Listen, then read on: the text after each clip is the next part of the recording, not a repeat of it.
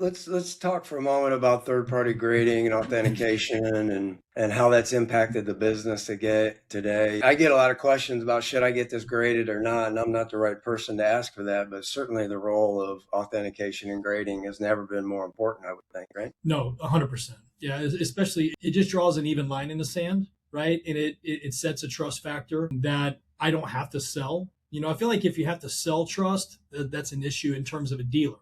So that's where the third party comes in because they take trust into their hands with guarantees and whatnot, and should give the customer a sense of comfortability with buying that product and buying more, and understanding that the world understands that this grade is a 65, not the dealer that's selling it to me. You remember back in the day, you would see dealer tags on two by two flips, and it would say 63 to 65 grade, right, or 60 to 65. gives people a lot of runway to sell within those spreads, right? Yeah, right. I'm going to sell it at a 65, but buy it as a 60. What does that mean, right? So the grading company's coming in and setting a definitive number, putting out a price guide that sets a definitive, kind of a retail oriented, what is the coin going to bring into certain space, I think is very helpful.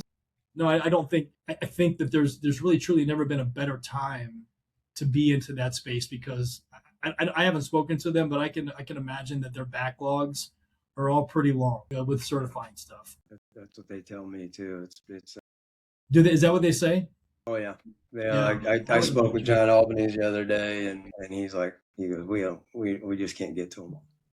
Yeah, I mean, and that's a good thing, right? That right there should tell you the hobby heartbeat, right? It should tell you like if the grading companies are slow getting your packages, I see people complaining about it all the time. And trust me, I've got a full bill of complaints too. I'm just not going to air my laundry out on social media, right? But you have to also think about it from the other side.